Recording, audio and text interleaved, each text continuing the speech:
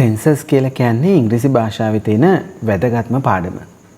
ඉංග්‍රීසි භාෂාව පිළිබඳ පිළිවෙලින් සහ ගැඹුරෙන් හදාරන කෙනෙකුට මේ කාලවිධි 12 පිළිබඳ පුළුල් අධ්‍යයනයක් කරන එක ඉතාමත් වැදගත් වෙනවා. මේ කාලවිධි 12 ඉංග්‍රීසි ව්‍යාකරණ පද්ධතියේ අත්‍යවාරම ලෙස සලකන්න පුළුවන් පුතේ.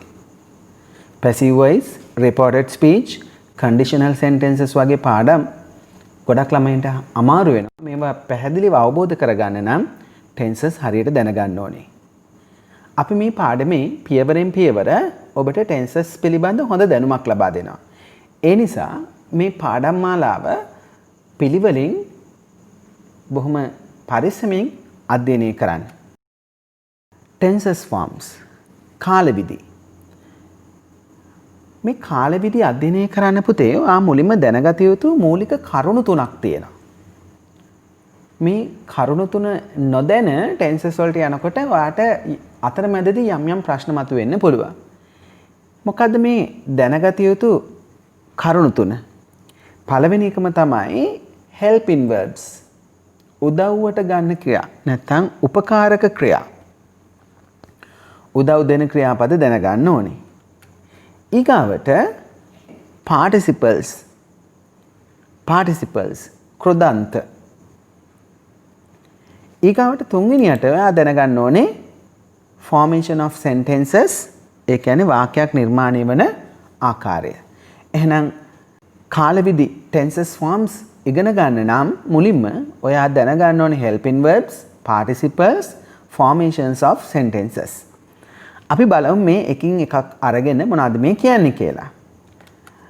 helping verbs. උදව් දෙන ක්‍රියාපද helping verbs. ටෙන්සස් 12 තුල උදව් දෙන ක්‍රියාපද දෙකක් තියෙනවා. ඒකේ පළවෙනි එකට අපි කියන්නේ be ක්‍රියාව කියලා. මේක වර්තමාන අතීත සහ අනාගත විදිහට ගත්තාම ස්වරූප කීපයක්ම තියෙනවා. වර්තමාන කාලයේ ස්වරූප තමයි am, is, are. අතීත කාලයේ ස්වරූප දෙකක් තියෙනවා was, were කියලා. අනාගත කාලයට තියෙන එක ස්වරූපයක් විතරයි. ඊගාවට have කියන ක්‍රියාව ගත්තාම have කියන ක්‍රියාවෙත් have කියන්නේත් උපකාරක ක්‍රියාවක් නැත්නම් උදව් දෙන ක්‍රියාපදයක්. have එකෙත් අවස්ථාවන් කීපයක් තියෙනවා. වර්තමාන අවස්ථාවේ have has කියලා එනවා. අතීත කාලයේ had කියලා එදෙනවා. අනාගත කාලයේ will have කියලා එදෙනවා. එහෙනම් යම් දරුවෙක් ටෙන්සස් ඉගෙන ගන්න බලාපොරොත්තුවක් තියෙනවා නම් මේ be ක්‍රියාවත් have ක්‍රියාවත් භාවිතාවන අන්දම මුලින් දැනගෙන ඉන්න ඕනි. අපි බලමු කර්තෘපදත් එක්ක කොහොමද භාවිතා කරන්න කියලා. එතකොට I එක්ක අපි පාවිච්චි කරන්නේ be verb එකේ වර්තමාන කාල අවස්ථාවන් වෙන විදිහට I am, he is, she is, it is, the boy is, we are, you are, they are, the boys are. I එක්ක am පාවිච්චි කරනවා. ඒක වචනත් එක්ක is පාවිච්චි වෙනවා. බහුවචනත් එක්ක are පාවිච්චි වෙලා තියෙනවා. අතීත කාලයේදී I සහ සියලුම ඒක වචනත් එක්ක was භාවිතා වෙලා තියෙනවා. බහුවචනත් එක්ක were භාවිතා වෙනවා. අනාගත කාලයේදී වෙන්නේ සියලුම කර්තෘපද සමග will be භාවිතා වෙන එක. මේක අපි නැවත වරක් ස්ථාවර කරගමු. am is are කියන එක වර්තමාන කාලයේදී භාවිතා කරන උදව් ක්‍රියාපද වෙනවා. am භාවිතා කරන්න පුළුවන්කම තියෙන්නේ වර්තමාන කාලයේදී I සමග විතරයි. I am කියන එක I am කියලා කෙටි වෙලා තියෙනවා. දෙවෙනි ග්‍රැමර් පොයින්ට් එක වෙන්නේ පුතේ is භාවිතා කරන්න පුළුවන්කම තියෙන්නේ වර්තමාන කාලයේදී එක් අයෙකු සමග පමණයි. වර්තමාන කාලයේ එක් අයෙක් එක විතරයි පාවිච්චි කරන්න පුළුවන්. එතකොට he is කියලා කෙටි වෙනවා. she is කියලා කෙටි වෙනවා. it is its කියලා කෙටි වෙනවා. ආ කියන පදේ භාවිතා කරන්න පුළුවන් උපකාරක ක්‍රියාව භාවිතා කරන්න පුළුවන්කම තියෙන වර්තමාන කාලයේ ගොඩ දෙනෙක් එක්ක කීප දෙනෙක් එක්ක බහුවචනත් එක්ක. we are කියලා කෙටි වෙනවා. they are කියලා කෙටි වෙනවා. you are කියලා කෙටි වෙනවා. ඊගාවට අතීත කාලයේ was, were අතීත කාලයේ භාවිතා වෙන උදව් ක්‍රියාපද දෙක වෙන්නේ was භාවිතා කරන්න පුළුවන් වෙන්නේ අතීත කාලයේදී I සහ එක් අයෙකු සඳහා පමණයි. ඒ කියන්නේ ඒක වචනත් එක්ක පාවිච්චි කරන්නේ was කියන එක I එක්ක පාවිච්චි කරන්නත් වෙනවා. එතකොට I was, he was, she was, it was කියලා දීලා තියෙනවා. ඊට පස්සේ verb පාවිච්චි කරන්න පුළුවන්කම තියෙන්නේ අතීත කාලයේදී ගොඩ දෙනෙක් එක්ක. එතකොට we were, you were, they were. will be කියන එක භාවිතා කරන්නේ අනාගත කාලය සඳහා. ඒක සියලුම කර්තෘ පදත් එක්ක පාවිච්චි කරන්නේ will be. එතකොට I will be, I'll be කියලා කෙටි වෙනවා. We will be, we'll be කියලා කෙටි වෙනවා. It will be, it'll be කියලා කෙටි වෙනවා. You will be, you'll be, she will be, she'll be, they will be, they'll be කියලා කෙටි වෙනවා. එතකොට අපි බලමු ඊගාව grammar point එකේදී මේ have කියන පදේ කොහොමද භාවිතා වෙන්නේ කියලා. එතකොට වර්තමාන කාලයේදී have එකේ අවස්ථාවන් දෙකක් තියෙනවා. have has කියලා. එතකොට I එක have පාවිච්චි වෙනවා. ඊගාට සියලුම ඒක වචනත් එක්ක අපි පාවිච්චි කරන්නේ has. He has, she has, it has, the boy has කියලා. We, you, they, the boys කියන බහුවචන කර්තෘ පදත් එක්ක අපි have කියන උපක්‍රියාව භාවිතා කරනවා. past tense එකේදී අතීත කාලයේදී සියලුම කර්තෘ පදත් එක්ක අපි පාවිච්චි කරන්නේ had. අනාගත කාලයේදී සියලුම කර්තෘ පදත් එක්ක අපි පාවිච්චි කරන්නේ will have. has, have වර්තමාන කාලයේදී භාවිතා කරන උදව් ක්‍රියාපද වෙනම. have භාවිතා කරන්නේ වර්තමාන කාලයේදී I සමග සහ ගොඩක් සමග. ඒතර I have, we have, you have, they have කියලා ඉන්නේ. ඒතර I have කෙටි වෙනවා I've කියලා, we have කෙටි වෙනවා we've කියලා, you have කෙටි වෙනවා you've කියලා, they have කෙටි වෙනවා they've කියලා. has භාවිතා කරන්න පුළුවන්කම තියෙන්නේ එක් අයෙකු සඳහා පමණයි වර්තමාන කාලයේදී. ඒතකොට he has, he's කියලා කෙටි කරන්න පුළුවන්. she has, she's කියලා කෙටි කරන්න පුළුවන්. it has, it's කියලා කෙටි කරන්න පුළුවන්.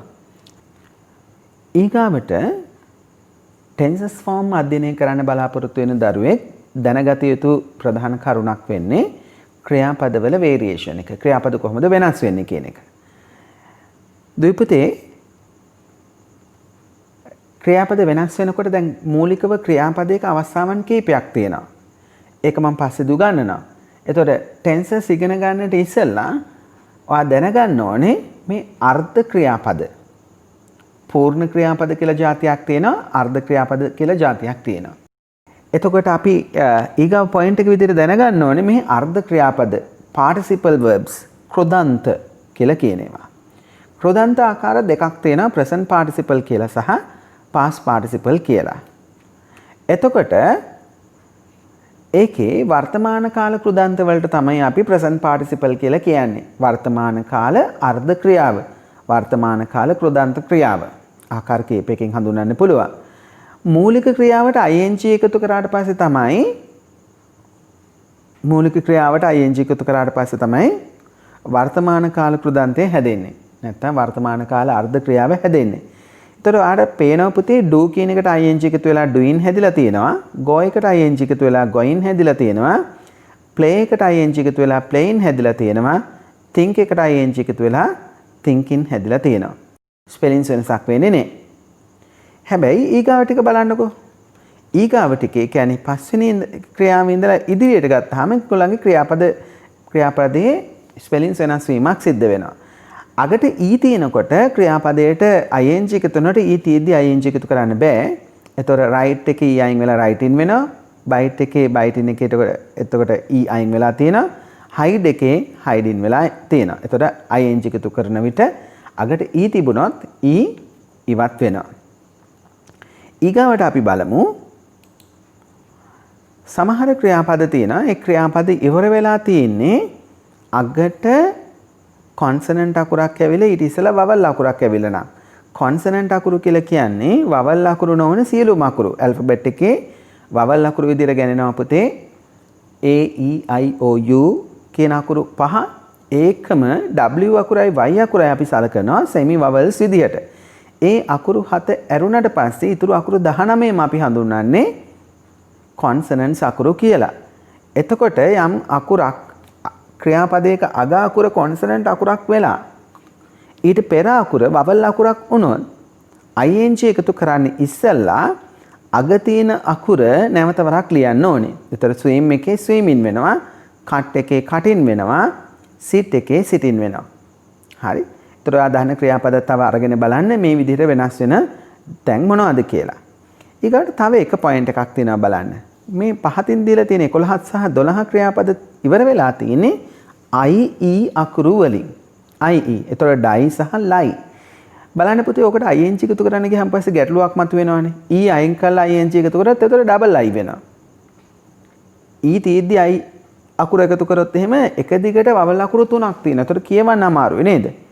ඒ නිසා ඉංග්‍රීසි භාෂාවේ මේකට ක්‍රමයක් පාවිච්චි කරනවා IE වෙනුවට y අකුරු යොදලා තමයි IE අකුරු ඉවත් කරලා ඒ වෙනුවට y අකුරු යොදලා තමයි ing එකතු කරන්න ඕනේ. එහෙනම් මූලික ක්‍රියාවට ing එකතු කරලා වර්තමාන කාලේ නැත්නම් වර්තමාන කෘදන්තය අපිට හදාගන්න පුළුවන්. ඊකට තවත් ආකාරයක් තියෙනවා past participle ඒ කියන්නේ අතීත කෘදන්තය. වර්තමාන කාල කෘදන්තයෙන් නෙමෙයි අතීත කෘදන්තය හැදෙනකොට give කියන ක්‍රියාවේ past participle එක given කියලා මතක තියාගන්න ඕනේ. කටපාඩම් කරගෙන තියාගන්න ඕනේ. දැන් වර්තමාන කාල කෘදන්තය වලට ing එකතු කරලා හදන්න පුළුවන්.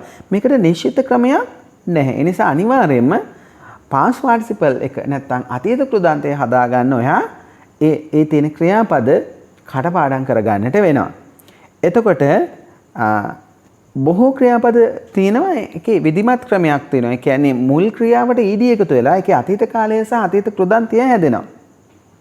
මුල් ක්‍රියාව ඊගාට අතීත කාලයයි past participle verb එකයි. ඒ කියන්නේ අපි දැන් මේ කතා කරන අතීත කෘදන්තයයි අතීත අසම්පූර්ණ ක්‍රියාව ගොඩ නැගෙන්නේ ed එකතු වෙලා. ඒවට අපි regular verbs කියලා කියනවා. ඒකට නම් ක්‍රමයක් තියෙනවා. හැබැයි ඉංග්‍රීසි භාෂාවේ ක්‍රියාපද ආකාර දෙකක් තියෙනවා regular සහ irregular කියලා. regular ක්‍රමයට ඔයාලට මතක තියාගන්න පුළුවන් අගට ed එකතු කරලා හැදෙනවා කියලා. හැබැයි irregular ඒවා නම් කටපාඩම් කරගන්න ඕනේ. බලන්න මේ ක්‍රියාපද වගුව. go කියන ක්‍රියාවේ අතීත කාලයේ went වෙනවා past participle එක gone වෙනවා. eat කියන ක්‍රියාවේ අතීත කාලයේ ate වෙනවා past participle එක eaten. do කියන එකේ අතීත කාලයේ did past participle එක done. write කියන ක්‍රියාවේ අතීත කාලයේ wrote past participle එක written. එතකොට මේවා ed එකතු වෙච්ච නැති ඒවා හින්දා අපි ඒවා හඳුන්වන අවිධිමත් ක්‍රියා නැත්නම් irregular verbs කියලා. එතකොට ඊගාව ක්‍රියාපද ටික බලන්න love එකේ loved වෙනවා, cook එකේ cooked වෙනවා, wash එකේ washed වෙනවා, start එකේ started වෙනවා. ඒවට එතකොට ed එකතු වෙලා හැදිච්ච නිසා ඒවට අපි කියනවා විධිමත් ක්‍රියා කියලා. එහෙනම් කාල ප්‍රභේද ඉගෙන ගන්න ඉස්සෙල්ලා යම් දරුවෙක් මේ ක්‍රියාපද සියල්ලම වගේ එදිනදා ජීවිතේ භාවිතා වෙන ක්‍රියාපදවල අඩුම තරමේ present tense එකත් වර්තමාන කාල අවස්ථාවත් අතීත කාල ස්වරූපයත් සහ past participle ස්වරූපයත් දැනගන්නට ඕනේ. මොකද අපි මූලික ක්‍රියාව දන්නව නම් අපිට ඊතුරු ක්‍රියාපද ටික ගොඩනගන්න පුළුවන්. ඒ නිසා අඩුම තරමේ මේ අවස්ථාවන් තුන හොඳින් දැනගෙන ඉන්න ඕනේ කාල ප්‍රභේද අධ්‍යයනය කරන්නට ඉස්සෙල්ලා. ඊගාවට අපි බලමු අපි කතා කරා පුතේ දැන් මූලිකව කාල ප්‍රභේද ඉගෙන ගන්නට ඉස්සෙල්ලා අවශ්‍ය කරනවා කියලා එකක් helping verbs ගැන දැනගන්න ඕනේ. දෙක participle verbs ගැන දැනගන්න ඕනේ. තුන්වෙනුව ඉගෙන ගන්නට ඕනේ වාක්‍ය ගොඩනගන ආකාරය කොහොමද කියලා. sentences formations දැනගන්නට ඕනේ. අපි යමු තුන්වෙනි කරුණට formation of a sentence. වාක්‍යයක් නිර්මාණය කරන්නට උවමනා කරනවා ප්‍රධාන ආකාරයෙන් ප්‍රධාන වශයෙන් කොටස් තුනක්. ඒකේ පළවෙනි කොටසට අපි කියනවා subject එක කියලා. subject එක කියලා කියන්නේ වාක්‍යයේ ක්‍රියාව කරන තැනට. ඊගාවට දෙවනුව තියෙනවා වාක්‍ය ක්‍රියාව කර්තෘ විසින් කරන දේ. ඊගාවට object එක object කියලා කියන්නේ කර්මපදය ක්‍රියාවට භාජනය වන දේ හෝ කෙනා. එතකොට දැන් බලන්න අම්මා බත් උයනවා කියන වාක්‍යයේ උයන්නේ කවුද? අම්මා. ඒ නිසා අම්මට අපි කියනවා කර්තෘ පදය කියලා. අම්මා කරන ක්‍රියාව මොකද්ද? උයනවා. එතකොට උයන්නේ මොනවද? උයන්නේ බත්. එහෙනම් බත් කියන එක කර්මපදයේ විදිහටත් කරන ක්‍රියාව උයනවා කියන එක ක්‍රියාව විදිහටත් අපි සලකනවා. ඉදිරියේදී කාල ප්‍රභේද හොඳින් අධ්‍යයනය කරගෙන යන්න නම් පුතේ අපි මුලින්ම දැනගන්න ඕනේ වාක්‍යයක් දුන්නාට පස්සේ කර්තෘපදයේ ක්‍රියාව කර්මය හරියට හඳුනා ගන්න. යම් වාක්‍යයක කර්තෘපදයේ කර්මය සහ ක්‍රියාව හොයාගන්න නම් ආ කරන්න ඕනේ ආගෙන් ප්‍රශ්න අහන්න ඕනේ. කරන්නේ කවුද නම් ඒක කර්තෘපදයේ වෙනවා. කරන්නේ මොකද්ද නම් ඒක ක්‍රියාව වෙනවා. කරන්න උපයෝගී කරගන්නේ මොනවද කියන එක යම් දෙයක් කරන්න උපයෝගී කරගන්නේ මොනවද කියන එක කර්මපදයේ වෙනවා. අපි තව උදාහරණයක් බලමු. අපි ඉංග්‍රීසි ඉගෙන ගත්තා. ඉගෙන ගත්තේ කවුද? අපි. එහෙනම් ඒක කර්තෘපදය. අපි මොනවද ඉගෙන ගත්තේ? ඉංග්‍රීසි. එහෙනම් ඒක කර්මපදය. අපි මොනවද කළේ? එහෙනම් ඒක කර්මපදයේ වෙනවා. එහෙමනම් සිංහල වාක්‍යයක් හැමතිස්සෙම ලියන්නේ SOV ක්‍රමයට කර්තෘපදයේ කර්මය සහ ක්‍රියාව. ඉංග්‍රීසි වාක්‍යයක් හැමතිස්සෙම ලියන්න ඕනේ SVO ක්‍රමයට. මම එයට ගරු කරනවා. ඒක අපිට ලියන්න පුළුවන් I respect her. ඔවුන් සෙල්ලම් කරනවා. They play cricket. තාත්තා පත්තරේ කියුවා father read the newspaper. Sinhala ක්‍රමයට SOV, ඉංග්‍රීසි ක්‍රමයට SVO. සිංහල වාක්‍යවලත් කර්තෘපදයේ මුලින්, ඉංග්‍රීසි වාක්‍යවලත් කර්තෘපදයේ මුලින්. ක්‍රියාව අන්තිමට එනවා සිංහල වාක්‍යවල.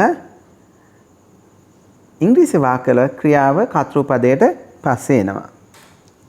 ඊගාවට කර්මය ක්‍රියාවට පෙර එනවා සිංහල වාක්‍යවල. ඉංග්‍රීසි වාක්‍යවල කර්මය පැමිණෙන්නේ ක්‍රියාවට පස්සේ. කර්මය දෙන්නේ ක්‍රියාවට පස්සේ. මේකට අනුව සිංහල වාක්‍යයක් ඉංග්‍රීසියට පරිවර්තනය කරන්න පුළුවන් සූත්‍රය මොකද්ද? ඔව් පුතේ ඒක SVO වෙනවා. මොකද්ද? කර්තෘපදයේ ක්‍රියාව කර්මය. අපි දැන් බලමු මූලික කාරණා අපි දැන් ඉගෙන ගත්ත ටෙන්සස් වලට අදාළව අපි බලමු ටෙන්සස් ෆෝම්ස් මොනවද කියලා. කාල ප්‍රභේද ආකාර මොනවද කියලා. ඉංග්‍රීසි භාෂාවේ කාල ප්‍රභේද ආකාරයන් 4ක් තියෙනවා. ඒකට පළවෙනි එකට අපි කියන්නේ simple form එක නැත්නම් සරල විදිය කියලා. දෙවෙනි එකට අපි කියනවා continuous form. ක්‍රියාකාරී විදිය නැත්නම් පවතින අවස්ථාව. continuous form. ඊගාට perfect form පූර්ණ අවස්ථාව. perfect continuous form ක්‍රියාකාරී පූර්ණ විදිය නැත්නම් ක්‍රියාකාරී පූර්ණ අවස්ථාව. පුතේ දැන් මේ කියන ආකාර 4 වර්තමාන අතීත අනාගත කියන කාල තුන සමග එකතු වෙලා ඉංග්‍රීසි භාෂාවේ ටෙන්සස් 12ක් නිර්මාණය කරනවා. ඒකේ පළවෙනි එකට එතකොට අපි කියන්නේ simple present tense කියලා. දෙවෙනි එක simple past tense, තුන්වෙනි එක simple future tense. අර තේරෙනවා දැන් පුතේ simple කියන එකට present past future එකතු වෙලා තමයි simple present, simple past, simple future හැදෙන්නේ. ඊගාට දැන් අපි continuous ආකාරයටම present past future එකතු වුණාට පස්සේ present continuous, past continuous, future continuous හැදෙනවා. ඊගාවට අපේ ආකාර විදිය තමයි perfect විදිය, පූර්ණ විදිය. ඒකටත් පුතේ present past future එකතු වෙනවා. present perfect tense, past perfect tense, future perfect tense. ඊගාට ක්‍රියාකාරී පූර්ණ ආකාරයට ඒ කියන්නේ perfect continuous එකකට present past future එකතු වෙලා හැදෙනවා present perfect continuous tense, past perfect continuous tense, future perfect continuous tense. එතකොට මෙන්න මේක වගුවක් විදිහට ගත්තොත් එහෙම පුතේ වර්තමාන කාල 4ක් ඉංග්‍රීසි භාෂාවේ තියෙනවා. එකක් simple ආකාරය, ඊගාට continuous ආකාරය, ඊගාට perfect continuous ආකාරය. present simple form, present continuous form, present perfect form, present perfect continuous form. ඊට පස්සේ අතීත ආකාර 4ක් තියෙනවා. past simple form, past continuous form, past perfect form, past perfect continuous form. ඒකම අතීත අනාගත කාල 4කුත් ඉංග්‍රීසි භාෂාවේ තියෙනවා. future simple form, future continuous form, future perfect form, future perfect continuous form. එහෙනම් ඔයා දැන් දන්නවා පුදුවේ පුතේ ඉංග්‍රීසි භාෂාවේ ටෙන්සස් 12 හැදෙන විදිහ සහ ඒක ඉගෙන ගන්න අවශ්‍ය කරන මූලික අවශ්‍යතාවයන් 3. ඒක හොඳින් අධ්‍යයනය කරලා තියෙන දැන් අපි. එහෙනම් අපි ඊගාව පාඩමෙන් මේ කාල ප්‍රභේද අධ්‍යයනය කරන්නට යනවා. එහෙනම් දුවේ පුතේ අපි ඊගාව පාඩමෙන් ටෙන්සස් වල දෙවෙනි කොටසෙන් හම්බ වෙමු.